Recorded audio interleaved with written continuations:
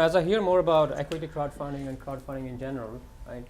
Equity crowdfunding seems inevitable. It's sort of in many ways here. Title III is going to get enacted soon. So one of the questions that I often think about is the pool of investors who would go to equity crowdfunding versus the pool of people who've been going to the Indiegogos and the Kickstarters, right? So it could go both ways. One in which you see a substitution effect that the regular crowdfunding platforms see an exodus of potential investors into equity crowdfunding platforms. Or you could just see the kind of investors coming into equity crowdfunding platform being very different from the ones who go to Kickstarter or Indiegogo. So I'd love to hear your thoughts, and each of you can maybe share a little bit about that. Like, where do you see this going?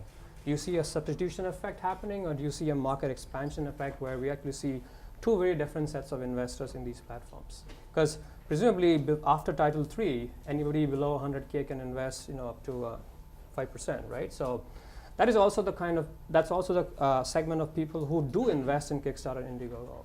So, yeah. Yeah, so you want to take it? Yeah, so I would like to say to that donation-based and equity-based crowdfunding, they're two different types of animals. I would say that the communities are moved by different things, right? Because on the donation side, you're more towards opening your wallet and giving money once there's like a project or a cause that is really moving you to make such investment or such donation, right? On the equity crowdfunding side, and especially you have ideas, right? So it's not like that you have stuff that has already been developed and it's already in the market, getting some momentum and traction. And I think that from that aspect, the donation base is obviously like the first step in the process. If you can go the donation based route and raise millions of dollars like the Pebble Watch did, do that, right? Don't go the equity crowdfunding route. The problem is that that's going to happen 1 in 50,000, right? Like all these projects that you see on the press raising millions of dollars, that's not really the case.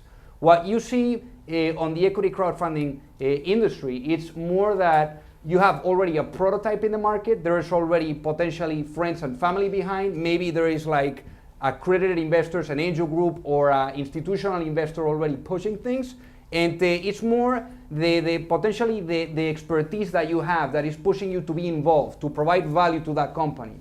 Also the possibility of returns on the investment as well, potentially, because yes, like what Mandie was saying is that these angel investors are angels, right? Because it's a tough space really to find the winners. 1 out of 10 is really going to be a hit. But the beautiful thing about equity crowdfunding is that in the end, as an investor, you get to diversify the risk and to hedge your bets, because instead of putting $100,000 or $50,000 like a company would ask you in Silicon Valley, now you get to invest that $100,000 into 100 different companies. So obviously the possibility to reach success with a company, it's actually increasing. So that's just my 2 cents. I think part of the question was, is it the same user? Is it the same user that's going to Kickstarter? Does that translate over to the equity space? And I think absolutely. I mean, just look at Oculus, and all the stuff around that. And at the end of the day, people are going onto these rewards-based sites because they want to see this product come to life and they want it. I think that same user follows that company into an online capital raise. I think that was part of your question. Mm-hmm. Yeah, and if you look internationally where they don't have these restrictions on, they don't have that line between accredited and unaccredited, you don't actually see a lot of population differences between who's participating in the crowdfunding campaigns versus the equity crowdfunding campaigns. There's a lot of overlap. But until there's a lot more clarity on unaccredited investors and a lot less restrictions on the individual startups who accept investments from unaccredited investors, I actually think there's going to be a separation of who is willing to participate in that. At least talking with startups in the Boston area and helping them with setting themselves up for these equity crowdfunding campaigns, it's not worth their while right now to accept unaccredited investors under the current regulations proposed in Title III. It's just not worthwhile. So at least from a regulation perspective, we're going to have that divide in the United States for a very long time.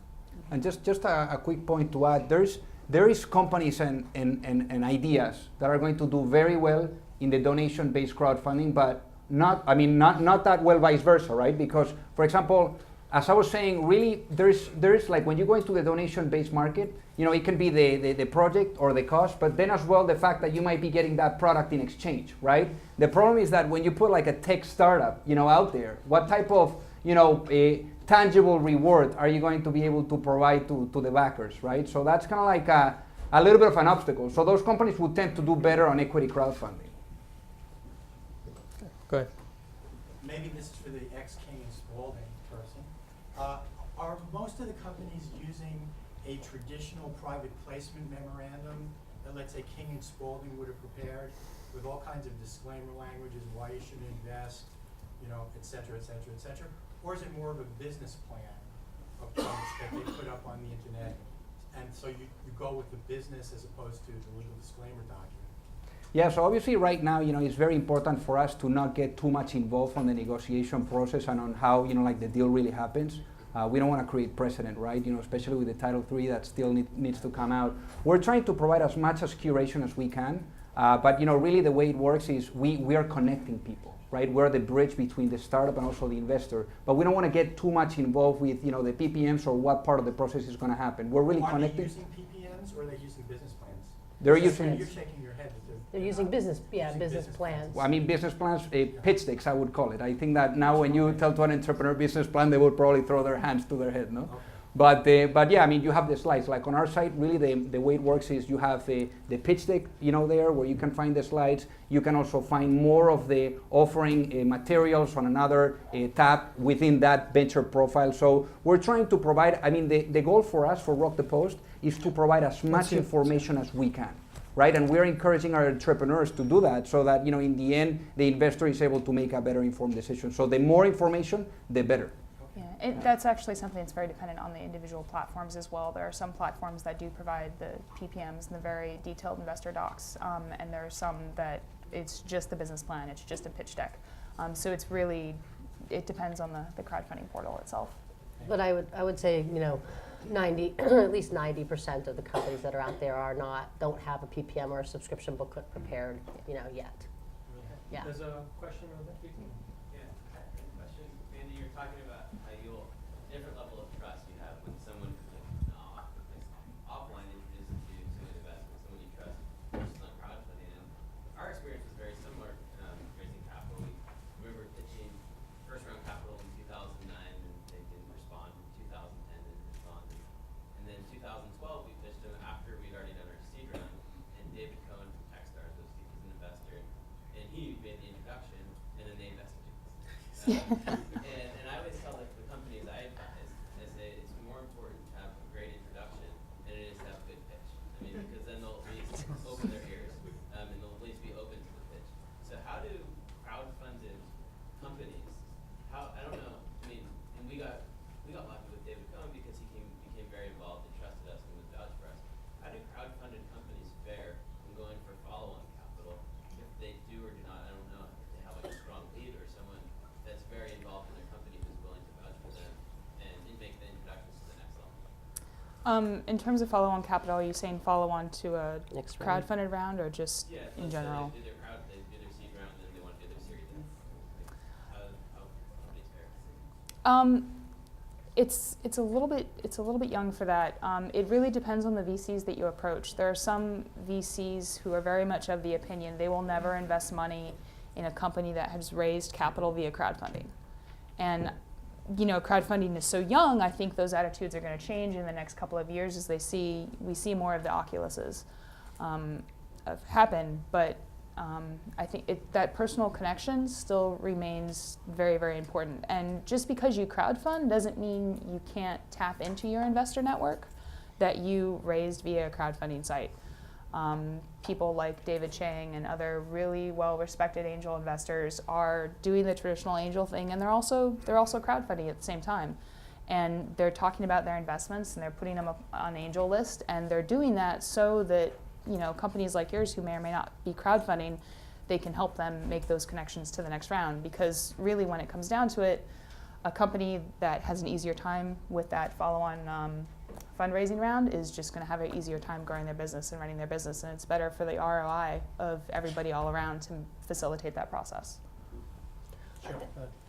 And And I think we're going to see an evolution. I mean, AngelList and Naval Ravikant sort of started it with the syndicates model, but from our perspective, we're really thinking about what can we do around providing investor information, so that, and then creating sort of investor networks. So taking the sort of AngelList syndicate idea and expanding it further. So we think that like the evolution could be that there is sort of this these funds or individuals that are going around RockThePost, other sites. People are able to see what they're investing in. So and get that credibility. So one person can bring around the crowd. That one person too could also bring them to the next level. I think there's a very good phrase from Dave McClure here that he says that he doesn't care where the deal is coming from as long as it's a good deal. And I think that, and it's funny, like the message that is put on the press and all that, because, in the end, like, for example, on RockThePost, we have people like, Tim Draper that is backing one of our companies, Bessemer, or we have like great investors. And, it's funny, like this kind of like message that is put out on the press, I think there's a big lack of education of what really is happening on the industry. And many times, like when I'm at a conference or even in my office, I have like people that are VCs that tell me, Alejandro, which one is the good deal? I'm like, look, I can't tell you which one it is. But like in the end, like they want to know where the crowd is going. Where is that engagement? Where is the interaction? Because in the end, that's going to be a good deal. Question on that. Last question. My name is Steven. I have a question. What trends do you guys see with brokerage firms getting into crowdfunding? I can answer that because we have a broker dealer that sits in our office. I mean, this is the financial services industry. A broker dealer is required to be behind these portals, and so we've got companies like they're already there. We have CrowdClear, we have WealthForge, which I believe you guys work with, North Capital. So there's some with grayer hair than others, but there's already there's a support system there, and some of them actually already positioning themselves to provide the clearing and settlement later for the secondary market. So they have to be there, and they are there. All right, so we'll have to leave it at there. So let's give it up for the panelists. Thank you.